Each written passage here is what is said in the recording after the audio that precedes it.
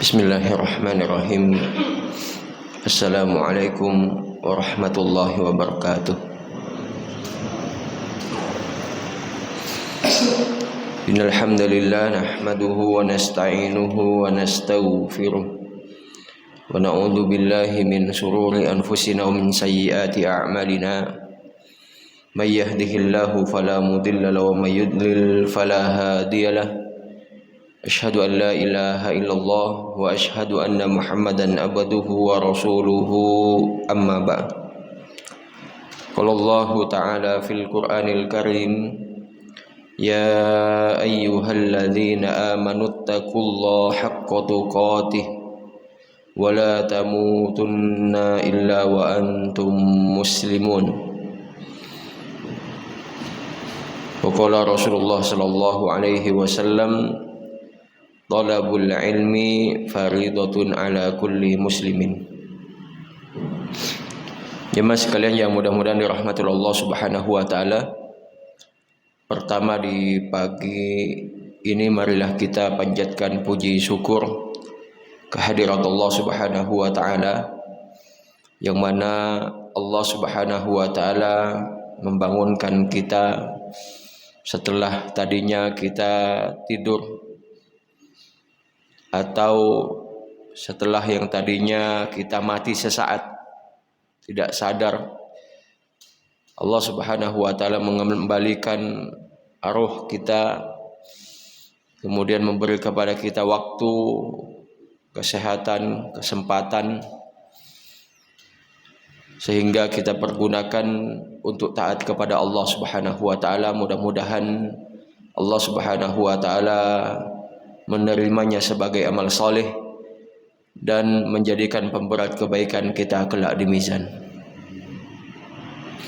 Selanjutnya salawat serta salam semoga selalu tercurahkan pada Nabi Muhammad sallallahu alaihi wasallam, pada keluarga beliau, sahabat beliau, dan seseorang yang senantiasa selalu mengikuti sunnah beliau hingga akhir zaman. Jemaah sekalian yang mudah-mudahan dirahmati Allah Subhanahu wa taala, di pagi ini kita akan membahas faedah pelajaran penting dari Asyura. Kita barusan kemarin melewati tanggal 10 di bulan Muharram, yang mana istilah syar'inya Rasulullah sallallahu alaihi wasallam menyebut Asyura dari kata asyrah. Kalau tanggal 9-nya disebut Tasu'a dari kata tis'ah, 9. Tis'ah itu 9, asyrah itu 10. Tanggal 9 Muharram terkenal dengan Tasu'a. Tanggal 10 dikenal dengan Asyura. Jemaah sekalian yang mudah-mudahan dirahmati Allah Subhanahu wa taala, ada beberapa pelajaran penting di hari Asyura atau tanggal 10 di bulan Muharram ini. Di antaranya dari sisi histori, dari segi sejarah, sebenarnya Asyura atau tanggal 10 Muharram ini masyarakat jahiliyah atau suku Quraisy juga itu sudah terbiasa berpuasa.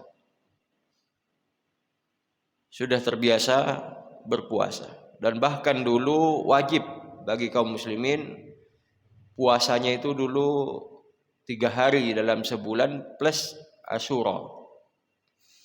Setelah diwajibkannya puasa di bulan Ramadan, puasa Asyura hukumnya sunnah. Jemaah sekalian yang mudah-mudahan dirahmati Allah Subhanahu wa taala, ketika Rasulullah sallallahu alaihi wasallam hijrah ke Madinah, ketika beliau hijrah dari Mekah ke Madinah, di Madinah ini banyak orang-orang Yahudi. Makanya kalau kita kaji sejarah itu kan banyak perjanjian Rasulullah Shallallahu Alaihi Wasallam kepada orang Yahudi. Karena memang di Madinah itu banyak Yahudi. Rasulullah Shallallahu Alaihi Wasallam mendapati mereka itu berhari raya. Di antara mereka berpuasa. Ditanya oleh Rasulullah Shallallahu Alaihi Wasallam, hari apa ini? Mereka menyebut ini hari yang mulia. Allah Subhanahu wa taala menyelamatkan Nabi Musa beserta pengikutnya dari kejaran Fir'aun dan ditenggelamkannya Fir'aun di Laut Merah. Pada saat itu Nabi Musa berpuasa. Oleh sebab itulah ternyata mereka orang-orang Yahudi itu berpuasa untuk menghormati hari itu. Kemudian Rasulullah Shallallahu Alaihi Wasallam menjawab, kami lebih berhak atas Musa daripada kalian. Artinya, maksudnya Rasulullah Shallallahu Alaihi Wasallam, kaum muslimin itu sebenarnya lebih hak untuk berpuasa daripada orang-orang Yahudi. Kemudian diperintahkanlah untuk berpuasa. Jemaah sekalian yang mudah-mudahan dirahmati Allah Subhanahu wa taala, hadis ini sekilas mengingatkan kita akan kejadian ketika Allah Subhanahu wa taala mengutus Nabi Musa alaihi salam kepada Fir'aun. Apa pelajaran yang paling berharga? Pelajaran yang paling berharga adalah Allah Subhanahu wa taala akan selalu menolong orang-orang yang beriman. Dan Allah Subhanahu wa taala akan menghancurkan kekufuran atau kezaliman. Jemaah sekalian yang mudah-mudahan dirahmati Allah Subhanahu wa taala, yang kedua yang bisa kita ambil pelajaran dari kisah ini adalah kuasa Allah Subhanahu wa taala itu melebihi segala-galanya. Banyak manusia ketika ia memiliki kekuasaan, walaupun itu sebentar, sesaat, atau walaupun itu terbatas, dia sudah sombong. Dia sudah merasa kayaknya adalah segala-galanya. Bahkan dalam pikirannya Allah itu lebih kecil daripada dia. Namun nyatanya jemaah sekalian yang mudah-mudahan dirahmati Allah Subhanahu wa taala, di kisah ini Allah Subhanahu wa taala menunjukkan kepada manusia yang tadinya mereka beranggapan mustahil menjadi kenyataan. Ketika Allah Subhanahu wa taala memerintahkan Nabi Musa alaihi salam untuk mendatangi Fir'aun, Nabi Musa waktu itu enggak yakin dan takut sebenarnya. Dan ini manusiawi. Manusiawi, Pak.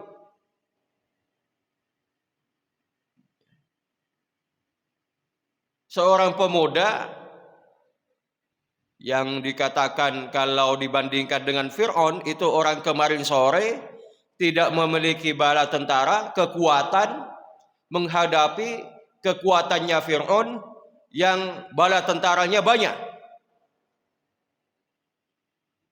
dan bisa melakukan apa saja. Bayangkan itu, Pak, ya. Kebijakan Fir'aun itu kan menentang hak asasi manusia. Ketika ia bermimpi, ya, kemudian mimpinya itu disuruh takwil kepada penasehatnya, kemudian penasehatnya mentakwil mimpi itu, nanti akan lahir seorang anak yang akan membahayakan kekuasaanmu. Apa kebijakan Fir'aun waktu itu? Suruh bunuh, ya. Anak yang lahir di tahun ini bunuh semuanya. Itu nggak bisa bayangkan kalau sekarang ada pemimpin, presiden, ya, memiliki kebijakan seperti itu kepada rakyatnya. Ini kan bukan main, berarti kekuatannya sangat besar sekali. Kekuatannya Fir'aun ini sangat besar.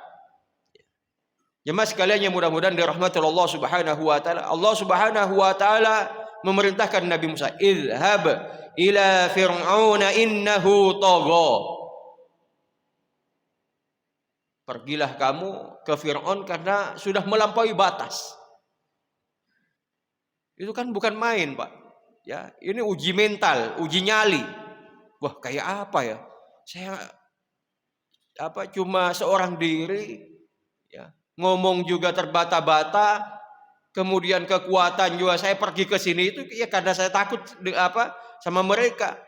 Ya, waktu Nabi Musa tadinya kan habis membunuh orang, mukul orang kemudian meninggal, itu kan pergi. Ya takut dikepung. Ini disuruh mendatangi Fir'aun. Ya. Lumrah Pak kalau menolak sebenarnya. Tapi Allah Subhanahu wa taala meyakinkan Nabi Musa alaihi salam kalau Allah Subhanahu wa taala selalu bersama beliau.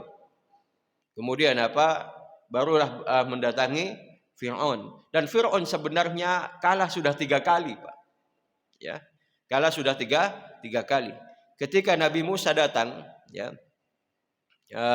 mendatangi Fir'aun seorang diri, ya, bukan sendirian, ya, sama saudaranya Harun. Itu kan Nabi Musa waktu itu memperlihatkan tanda kekuasaan Allah Subhanahu wa taala kepada Fir'aun. Ya. Sudah diperlihatkan tanda kekuasaan Allah dan Fir'aun yakin sebenarnya dia tidak bisa melakukan apa yang diperlihatkan oleh Nabi Musa alaihi salam.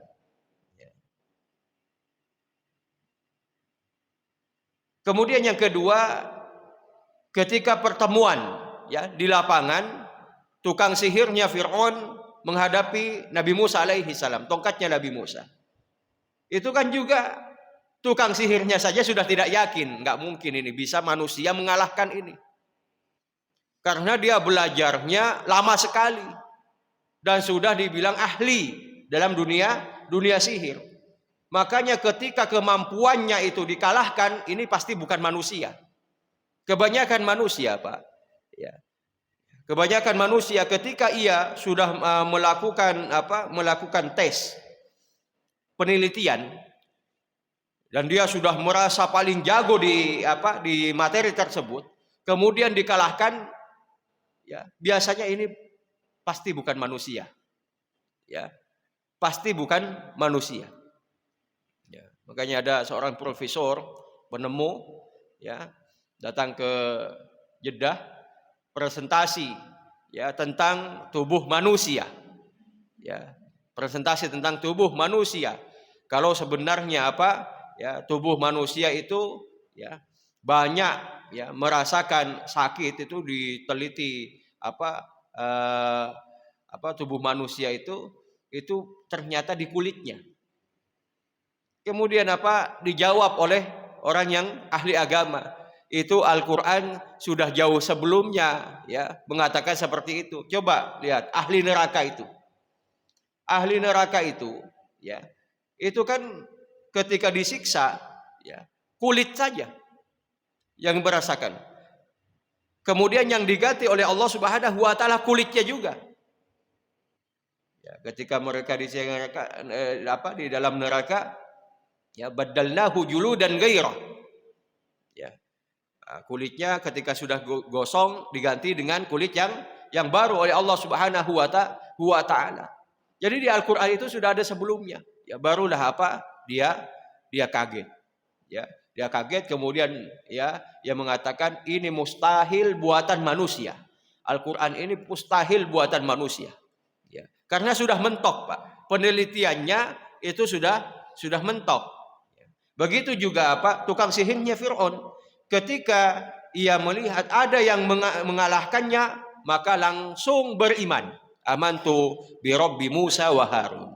Karena sudah kayak tidak ada lagi ya manusia yang bisa mengalahkan sihirnya, kemudian kok dengan gampangnya ya dikalahkan. Ya ini pasti bukan manusia, hasil manusia. Pasti ini adalah mukjizat. Ya. Dari situ sebenarnya Fir'aun sudah merasa kalah. Ya. Ini sudah kekalahan yang kedua.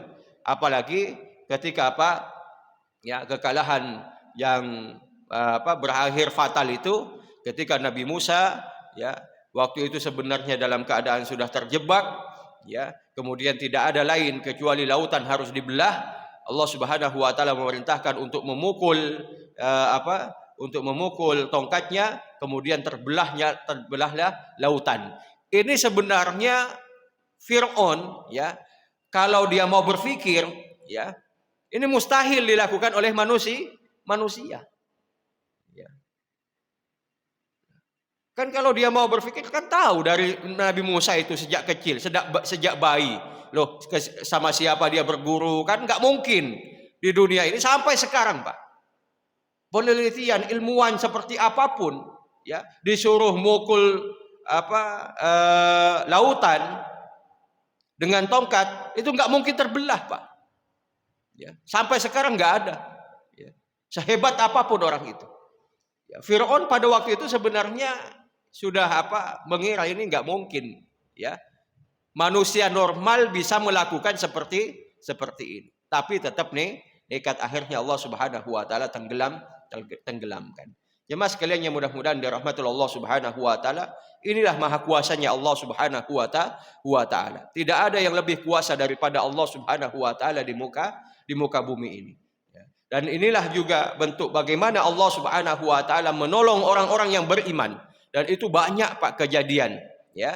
Kejadian baik itu sebelumnya maupun setelahnya. Kejadian Nabi Muhammad sendiri ketika Nabi Muhammad SAW mau hijrah ya dari Mekah ke Madinah, itu sudah jelas. Rumah beliau dalam posisi dikepung dari sejak siang. Ya, Nabi Muhammad. Kemudian hasil musyawarah kaum Quraisy dan yang lainnya, penggede-penggede orang-orang kafir itu bahwasanya fik Nabi Muhammad harus dibunuh. Namun jemaah sekalian yang mudah-mudahan dirahmati Allah Subhanahu Wa Taala, semua rencana itu ya berantakan. Semua rencana itu tidak berjalan dengan mulus. Ya, Nabi Muhammad SAW dengan mudah dan dengan banyak kemudahan bisa hijrah dari Mekah ke Madinah. Ini menunjukkan bahwasanya ya, manusia ini tidak memiliki kekuasaan apapun di muka bumi ini. Kekuasaan apapun yang tertinggi itu adalah kekuasaannya Allah Subhanahu wa Ta'ala. Karena kita ini lemah. Ya. Manusia ini lemah dan Allah Subhanahu wa Ta'ala maha kuat. Ya. Allah Subhanahu wa Ta'ala maha kuasa atas segala-galanya. Makanya jemaah sekalian yang mudah-mudahan dirahmati Allah Subhanahu wa Ta'ala, kalau kita tengok ya sejarah surah ini, kita seharusnya meyakini bagaimana kekuasaan Allah Subhanahu wa Ta'ala melebihi yang lainnya. Ya. Orang-orang pada saat itu ya tidak ada mungkin yang berpikiran pada saat zamannya Nabi Musa, nggak ada mungkin yang berpikiran kalau Nabi Musa berhasil akan mengalahkan Fir'aun. Nggak ada yang berpikiran seperti itu. Namun Allah Subhanahu wa Ta'ala menunjukkan realitanya, faktanya ya di lapangan ya, kalau Nabi Musa alaihi salam bisa mengalahkan Fir'aun dengan sangat mudah sekali. Kemudian jemaah sekalian yang mudah-mudahan dirahmati Allah Subhanahu wa Ta'ala, pelajaran yang kedua dari sisi tazkiyah ya, penyucian jiwa. Jemaah sekalian yang mudah-mudahan dirahmati Allah Subhanahu wa Ta'ala, kita semua tahu Allah Subhanahu wa Ta'ala punya nama Al-Karim. Ya. Al-Karim ini berarti Allah Subhanahu wa Ta'ala maha dermawan. Allah Subhanahu wa Ta'ala maha pemurah.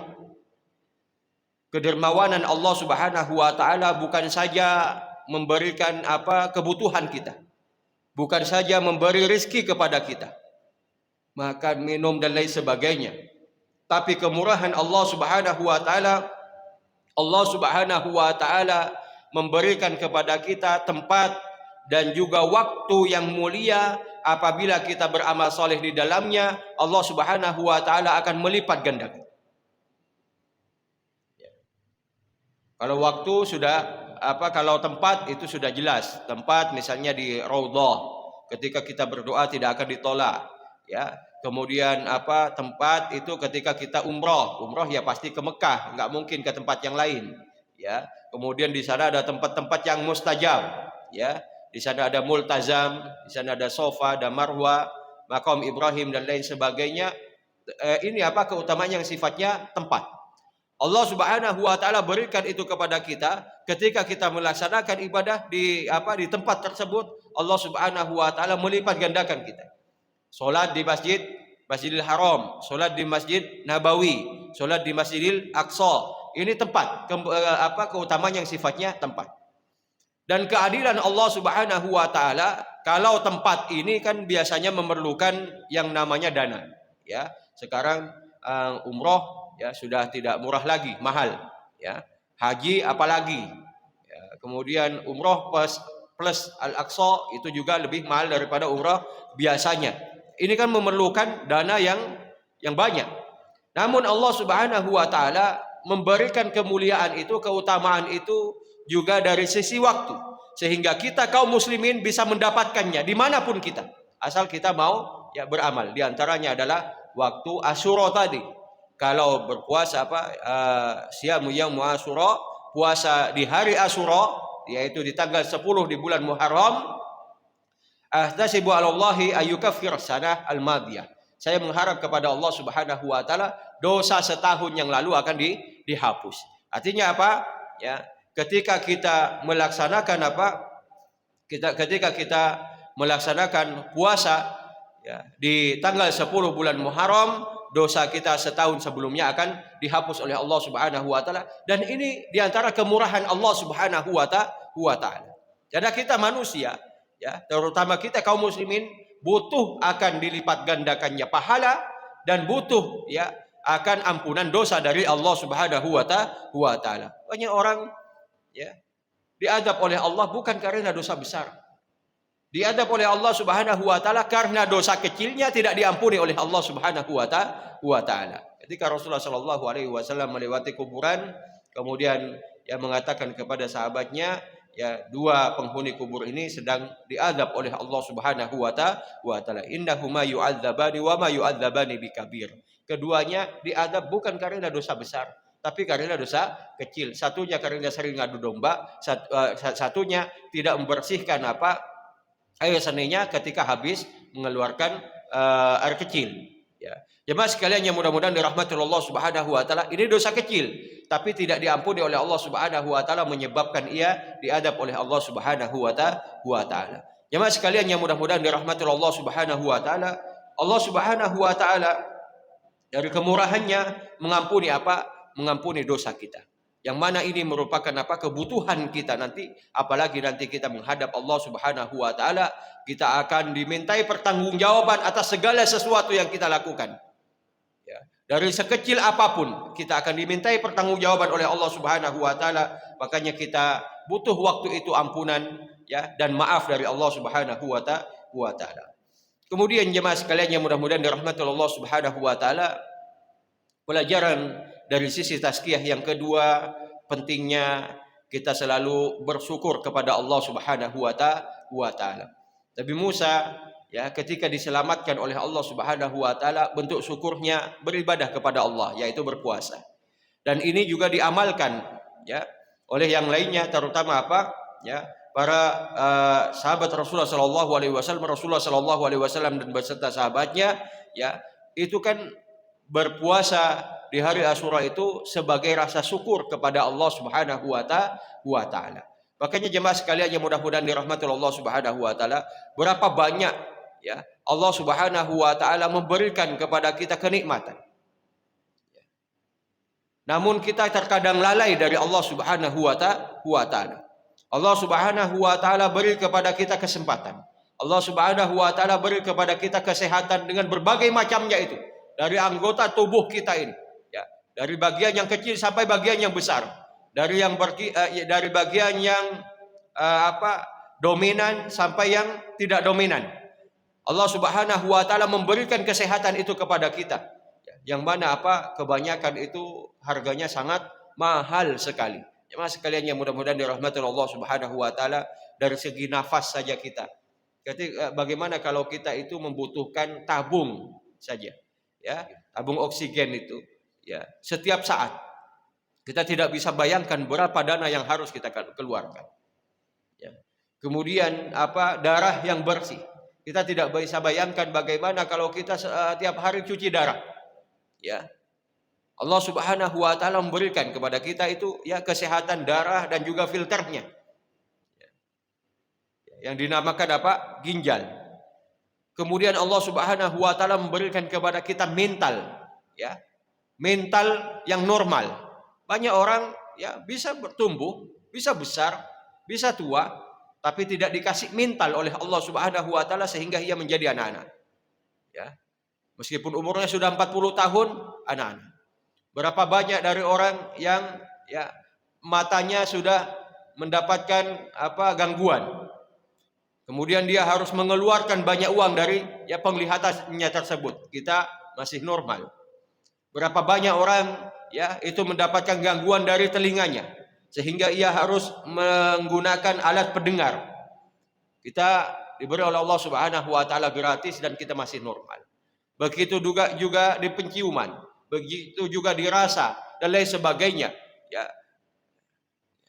Berapa banyak dari manusia itu yang ketika sudah tidak normal lagi kesehatannya, dia harus mengeluarkan uang yang sangat banyak. Namun jemaah sekalian yang mudah-mudahan dirahmati Allah Subhanahu wa taala, dari sekian banyak ya rentetan kesehatan yang diberikan oleh Allah Subhanahu wa taala, patut bagi kita untuk senantiasa bersyukur kepada Allah Subhanahu wa taala, dan syukur bukan hanya lisan saja. Syukur bukan hanya mengucapkan alhamdulillah, segala puji bagi Allah atau pujian kepada Allah Subhanahu wa taala, tapi syukur itu juga dengan bentuk amal soleh. Ya. Syukur itu harus dibuktikan dengan tindakan, ya. Dengan amal jawari, ya. Harus dibuktikan dengan dengan ketaatan kepada Allah Subhanahu wa taala, sehingga syukur kita kepada Allah Subhanahu wa taala semakin sempurna. Kemudian jemaah sekalian yang mudah-mudahan dirahmati Allah Subhanahu wa taala, kemudian pelajaran dari sisi iman.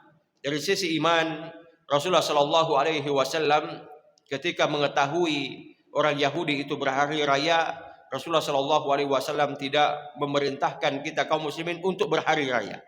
Artinya kita harus menyelisihi orang-orang Yahudi.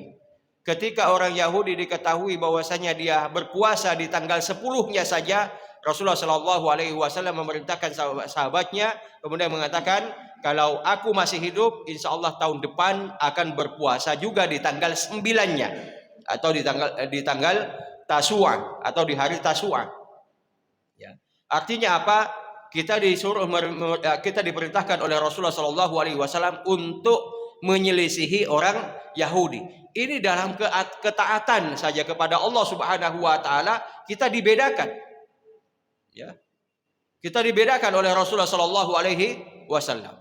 Ya. Kemudian orang Yahudi memelihara jenggot, tapi juga memelihara kumisnya. Ya, untuk menyelisihinya, Rasulullah Shallallahu Alaihi Wasallam disuruh cukur kumis, biarkan jenggot. Jamaah sekalian yang mudah-mudahan dirahmati Allah Subhanahu Wa Taala, dari sekian banyak ya perintah Rasulullah Shallallahu Alaihi Wasallam untuk menyelisihi orang-orang Yahudi. Namun sekarang ya aneh dari kaum muslimin sendiri banyak ikut-ikutan, ya. Dan ini sudah dinubuahkan oleh Rasulullah Shallallahu Alaihi Wasallam, la tattabi'anna sanana man kana qablakum. Kalian itu nanti akan mengikuti sunnah atau mengikuti tradisi orang-orang sebelum kalian. Shibran bi shibrin, sejengkal demi sejengkal, zira'an bi zira'in, ya, sehasta demi sehasta. Hatta law dakhalu juhra dabbin la dakhaltumuh. Sampai nanti orang sebelum kalian itu masuk lubang biawak, kalian akan masuk juga. Para sahabat bertanya kepada Rasulullah sallallahu alaihi wasallam, ya, al-yahudu wan nasara, apakah yang diikuti itu adalah orang-orang Yahudi dan Nasrani wahai Rasulullah? Qala faman. Rasulullah Shallallahu Alaihi Wasallam bersabda, kalau bukan mereka siapa lagi? Sekarang kan banyak, ya kita mengikuti tradisi orang Yahudi dan Nasrani. Ya, tahun baru kita harus rayakan juga, ya. Malam-malam kita rayakan juga. Itu kita nggak tahu itu tradisinya orang siapa, ya. Padahal itu tradisinya mereka. Bahkan sekarang, jemaah sekalian yang mudah-mudahan dirahmati Allah Subhanahu wa taala, ya, yang bertentangan dengan Allah Subhanahu wa taala juga, yang menentang syariat Allah Subhanahu wa taala juga mereka ikuti. Belajar ke orang Yahudi, belajar ke Nasrani, berpikir orang Yahudi, belajar tafsir hermeneutika, ya. Ini kan bukan main, Pak. Jadi otaknya sudah dicuci, ya, pemikirannya sudah dicuci sehingga pemikiran Yahudi, ya. Dari sejak belajarnya sudah gitu. Ya. Kemudian ketika ada program-program, ya, yang sifatnya global internasional, ya, yang dirancang oleh mereka yang ingin merusak kehidupan manusia, ya, kita juga ikut-ikutan dan kita ikut-ikut membenarkan. Ya. Contohnya ketika ada, ya, promosi LGBT, ya, orang-orang liberal mengatakan, wah itu nggak masalah, ya, karena masing-masing kita itu memiliki, ya, minat hasrat yang berbeda-beda, ya. Yang bilang profesor doktor, Pak. Bicaralah dia di TV, bicara dia di radio, dia juga nulis buku dan lain sebagainya. Ya. Bahkan sekarang yang operasi transgender itu sudah banyak. Di Amerika itu sudah banyak. Ya. Di Amerika itu sangat banyak sekali. Di Indonesia ikut-ikutan juga. Ya. Ikut-ikutan juga. Ya. Operasi kelamin. Ya. Jemaah sekalian yang mudah-mudahan dirahmati Allah Subhanahu wa taala. Padahal ini logika siapa yang bisa menerima ini? Ya, nggak ada akal sehat yang bisa menerima yang bisa menerima kebijakan seperti ini. Ya, jemaah sekalian yang mudah-mudahan dirahmati Allah Subhanahu wa taala. Makanya ya, di era sekarang kita harus serba hati-hati dengan banyaknya media dan lain sebagainya. Tidak usah kita banyak ikut-ikutan, ya. Ikut-ikutan dengan tradisi-tradisi mereka, yang mana tradisi mereka menyimpang dari Allah Subhanahu wa taala dan Rasulnya. Rasulullah Shallallahu Alaihi Wasallam menyuruh kita untuk, ya, selisihi mereka. Kita ikut-ikutan, ya. Bukan main, Pak. Itu artis-artis yang datang dari Korea dan lain sebagainya, ya, penggemarnya banyak orang Islam, ya. Banyak orang Islam jilbaban juga, ikut nari-nari juga, ya. Jemaah sekalian yang mudah-mudahan dirahmati Allah Subhanahu wa taala, ya. Ini ya, pelajaran bagi kita bagaimana kita menyelisihi, ya, orang-orang Yahudi, dan ini tuntunan dari Rasulullah Shallallahu Alaihi Wasallam kepada kita, ya, menyelisihi mereka orang-orang kafir itu, apalagi mereka itu menentang Allah Subhanahu wa taala, ya, dan Rasulnya. Kemudian jemaah sekalian yang mudah-mudahan dirahmati Allah Subhanahu wa taala, kemudian pelajaran dari sisi fikih adalah pelajaran yang paling berharga ketika kita beramal. Kita harus pastikan amalan itu adalah petunjuk Allah Subhanahu wa taala dan Rasulnya. Karena di hari Asyura ini banyak sekali penyimpangan-penyimpangan, ya, baik itu dari hadis-hadis yang palsu maupun dari, ya, rancangan dari orang luar Islam, sehingga buat aturan, membuat cara beribadah di hari ini yang mana itu, ya, bertentangan dengan petunjuk Allah Subhanahu wa taala dan Rasulnya. Ya, di antaranya, ya, siapa yang pakai celak di hari Asyura, maka selamanya dia tidak akan sakit. Barang siapa yang mandi di hari Asyura, maka, ya, selamanya dia tidak akan sakit, ya. Atau mereka yang juga berhari raya, ada sebagian kelompok itu menganggap Asyura itu adalah hari raya. Ini jelas bukan petunjuk dari Allah Subhanahu wa taala dan Rasulnya. Ini pelajaran berharga bagi kita, ya, dalam agama kita, ya, dari setiap aktivitas kita beribadah kepada Allah Subhanahu wa taala harus mengikuti petunjuk Allah Subhanahu wa taala dan Rasulnya. Karena tidak ada petunjuk yang lebih baik daripada petunjuknya Rasulullah Sallallahu Alaihi Wasallam, kita pastikan itu apa? Ya, petunjuknya Rasulullah Sallallahu Alaihi Wasallam. Jangan sampai ya kita beramal, bahkan bukan beramal ala kadarnya, ya kita beramal bahkan sampai menumpahkan darah kita, atau mungkin sudah sampai mengorbankan jiwa kita, namun ternyata tidak diterima oleh Allah Subhanahu wa taala. Jangan sampai kita termasuk yang difirmankan oleh Allah Subhanahu wa taala, amilatun nasibah tasla narun hamiyah. Dia sudah berupaya ya berbuat ya, beramal soleh menurut dia ya, sudah sekuat tenaganya, harta dikeluarkan banyak, bahkan darahnya ditumpahkan ya, dia beranggapan bahwasanya itu adalah amal soleh, namun ternyata Allah Subhanahu wa taala sama sekali tidak mencatatnya amal soleh.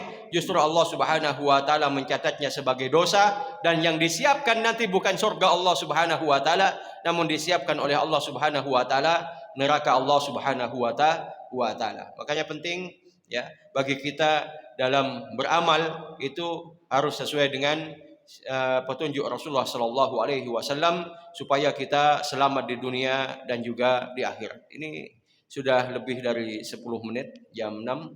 Barangkali ada pertanyaan, dipersilahkan.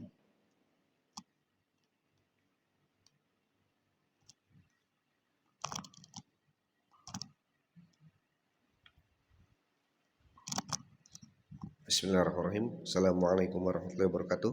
Waalaikumsalam warahmatullahi. Ini kan kita telah merayakan tahun baru Hijriah gitu, termasuknya di Muharram ini. Nah rupanya begitu banyak peringatannya keagamaan ya, ibadah kita itu ya, termasuk Muharram ini kan pakai kalendernya Hijriah. Apalagi ternyata Muharram ini tradisionalnya dari perayaan Nabi Musa ribuan tahun yang lalu, dari sebelum Nabi Muhammad gitu. Itu apakah artinya ya, atau Hijriah itu, kalau kalender Hijriah itu ya Allah tetapkan memang jadi perayaan-perayaan berdasarkan itu, atau ada makna sendiri di penggunaan kalender Hijriah? Seperti ya tadi ada atau mungkin ada tradisi di Arab ya, seperti makna-makna bulan-bulan yang diharamkan itu, apakah ada semacam ya kenapa sih Allah turunkan ke Hijriahnya itu loh? Gimana? Di sistem Hijriah itu, bulan kalender Hijriah itu kayaknya memang mengandung makna banyak nilai-nilai ibadah di sana. Iya. Gitu. Ya apakah ya ada makna-makna lain terkait Hijriah itu, bulan penggunaan kalender Hijriah itu? Seperti makna lain dalam maksud? Ini kalau di keagamaan lain kan ada penggunaan kalender secara matahari tuh, pakai matahari Masehi. Kan Masehi. Ya. Sedangkan ya di Islam, bukan di Islam rupanya, sampai Yahudi pun menggunakannya kalender Hijriah. Surah ini kan berarti kan kalender Hijriah artinya di 10 Muharram gitu. Ya. Berarti ya Allah penetapannya penggunaan kalender ini memang sudah lama sekali. Iya. Gitu. Iya. Maknanya. Nah itu ya siapa tahu ada baru-baru nggak ini, apakah ada memang sejarahnya penggunaan Hijriah ini seperti apa? Gitu. Maknanya sebagaimana? Ya. Kalender Hijriah ini sebelumnya terima kasih pertanyaannya, sangat bagus sekali. Kalender Hijriah ini sebenarnya sudah ditetapkan oleh Allah Subhanahu wa taala ketika diciptakan langit dan bumi. Di dalam Al-Qur'an Allah Subhanahu wa taala berfirman, pernah saya sampaikan di khutbah Jumat itu, di sini juga, kalau ditetapkannya 12 bulan itu sudah beriringan dengan diciptakannya langit dan bumi ini. Ya, jadi diciptakannya alam semesta ini, ya, Allah Subhanahu wa taala menetapkan ya Inna iddatas syuhuri indallahi isna asyara syahran fi kitabillah yauma khalaqas samawati wal ardh. Sesungguhnya bilangan ya bulan yang 12 ini maksudnya Hijriah ya. Ini sudah Allah Subhanahu wa taala tetapkan pada hari ketika Allah Subhanahu wa taala menciptakan alam semesta ini. Ya. Jadi Allah Subhanahu wa taala sudah tetapkan. Dan para nabi terdahulu ya, bahkan syariat sebelum Nabi Muhammad SAW itu sudah menggunakan ini kalender Hijriah ini. Makanya para ulama ketika membahas orang-orang Quraisy itu sudah puasa Asyura. Itu karena mengikuti agama sebelumnya. Mungkin mereka mengikuti Nabi Ibrahim alaihissalam. Ya, mengikuti millah sebelumnya. Ya, ajaran ya sebelumnya, ajaran Nabi sebelumnya. Mungkin mereka sudah mengikuti ajarannya Nabi Ibrahim. Jadi jauh juga sebelum Nabi Muhammad SAW diutus, ya orang-orang itu sudah banyak juga menggunakan kalender Hijriah.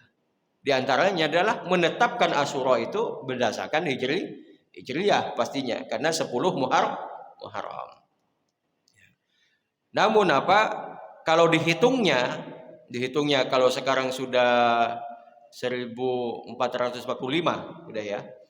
Ini dimulai kebijakannya Umar bin Khattab itu dimulai sejak hari hijrahnya Rasulullah SAW dari Mekah ke Madinah. Supaya ini menjadi pelajaran juga bagi kita kaum muslimin bahwasanya banyak sekali pelajaran di situ.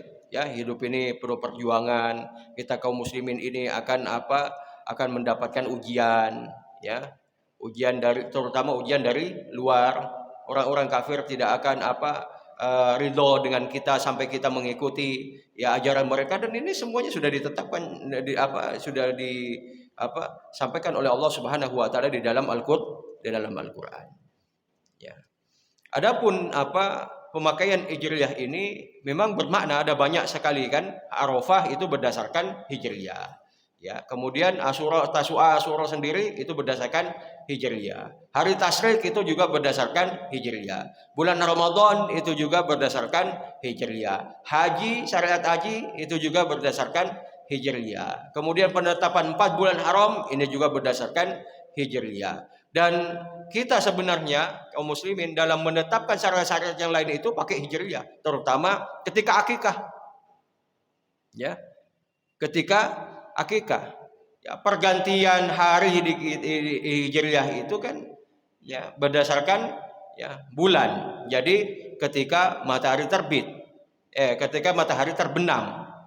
Ya, ketika matahari terbenam itulah pergantian hari, bukan di jam 12 malam. Ya, bukan di jam 12 malam. Misalnya hari ini hari apa? Sabtu ruqyah bulan Sya'ban. Akhir bulan Sya'ban ya, meruqyah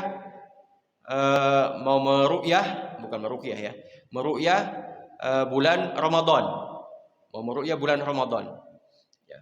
Itu kan di sore hari ya, dilakukanlah melihat hilal ya, dan hilal nyatanya nampak, berarti maghrib itu sudah masuk Ramadan, bukan nunggu nanti setelah jam 12 ya. Kalau akikah ya, orang yang lahir habis Isya itu sudah masuk hari berikutnya. Kalau hari Isya tadi malam berarti sudah masuk hari Sabtu, bukan masuk hari Jumat. Ya, ini penting sekali dalam kegiatan-kegiatan Islam ya, itu sebenarnya pakai Hijriyah. Ya, bukan pakai Masehi. Jangan sampai salah ya menentukan hari ke-7 di akikah ya, jangan sampai salah. Ya, itu sebenarnya. Jadi penetapan bulan Hijriyah ini sudah ditetapkan oleh Allah Subhanahu wa taala ketika Allah Subhanahu wa taala menciptakan alam semesta ya, dan juga syariat sebelum Nabi Muhammad SAW itu sudah banyak melakukannya, ya. Kemudian banyak sekali di syariat kita itu, ya, itu berpatokan kepada hijriyah. Makanya anak-anak kita, ya, tidak boleh tidak mengetahui, ya, ini bulan hijriyah. Bahkan ada ustadz itu pernah kita undang ke pesantren, ada tulisan acara di background, kalau dulu kan pakai tulisan, ya, setiap ada acara-acara. Kalau sekarang kan tinggal di print aja, ya. Kalau dulu kan di desain, di itu, ya, di panggungnya itu misalnya ada tulisan acaranya 1 Agustus, ya, 2010. Kalau beliau cuma lihat itu, nggak ada di situ hijriyahnya, beliau pulang, ya, beliau pulang, ya. Hanya masalah itu aja, ya. 1 Agustus 2005, ya. 10 Agustus, ya, 2006. Itunya nggak ada hijriyahnya di situ, beliau pulang. Ya. Nah, ini mungkin, ya, ingin menekankan kepada kita pentingnya bagi kita untuk, ya, menggunakan kalender hijriyah. Jangan sampai kita tidak paham. Kita lebih terbiasa mengucapkan hari Minggu daripada hari Ahad. Ya, ini penting sekali, ya. Seperti ini sebenarnya penting kita untuk mengetahui mustalah-mustalah atau istilah-istilah yang syar'i, ya. Makanya, ya, kita ini juga harus identik dengan, ya, bahasa Arab, ya, dengan bahasa Arab, karena ya, bahasa syar'i. Ya, ini saja, ya. Ada lagi yang ditanyakan? Silakan. Ya.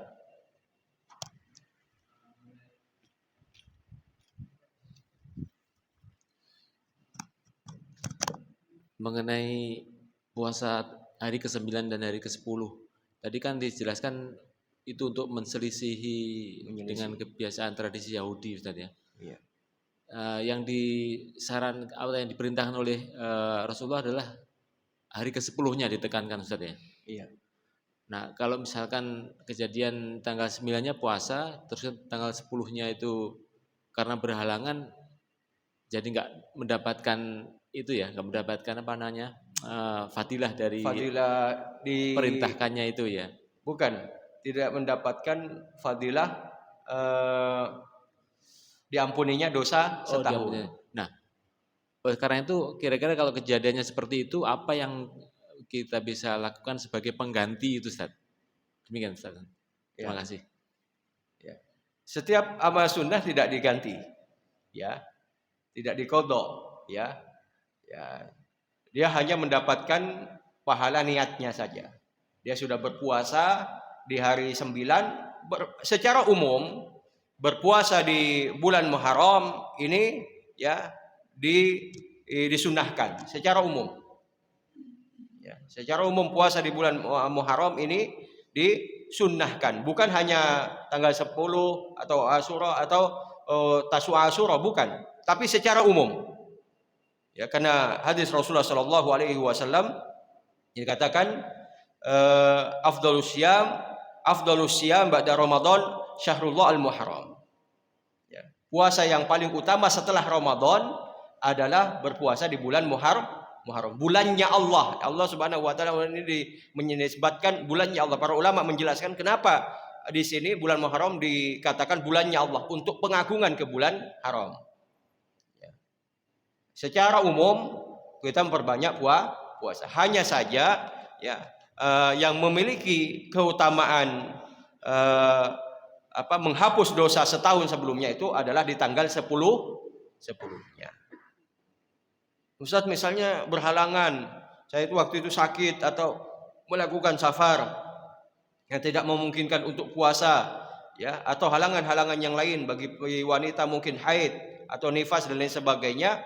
Ya, maka ya, bagi yang punya kesempatan untuk berpuasa selain di tanggal ini, ya, berpuasalah, tapi tidak memiliki keutamaan dihapusnya setahun yang lalu, tapi tetap memiliki keutamaan berpuasa di bulan Muharram.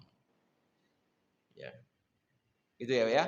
Ya, Ustadz pingin sekali waktu itu berpuasa di hari di tanggal 10 tapi ada halangan ya, minimal kita sudah punya pahala niat ya. Ya, apalagi kita sudah berpuasa di tanggal 9-nya, nyatanya tanggal 10-nya ada halangan ya, kita sudah punya pahala niat, yaitu niat untuk melakukan kebaikan. Gitu ya. Ya. Jadi nggak ada diganti lagi. Ustaz bisa nggak diganti di tanggal 11-nya ya dan mendapatkan keutamaan yang sama? Ya tidak bisa. Ya. Begitu juga yang lainnya. Arafah, puasa Arafah diganti nggak bisa. Yang diganti itu hanya puasa wajib. Ya.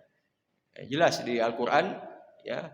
Kalau kamu berhalangan baik itu sakit maupun dalam perjalanan ya, gantilah di hari yang lain. Tapi kalau puasa tidak ada syariatnya.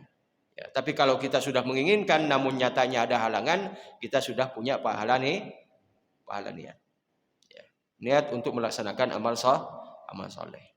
Ya. Ini saja yang dapat kita sampaikan. Mudah-mudahan yang sedikit ini bermanfaat. Al-haqqu min rabbika fala takunanna minal mumtarin. Marilah kita tutup dengan bacaan kafaratul majlis. Subhanakallah. Assalamualaikum warahmatullahi wabarakatuh.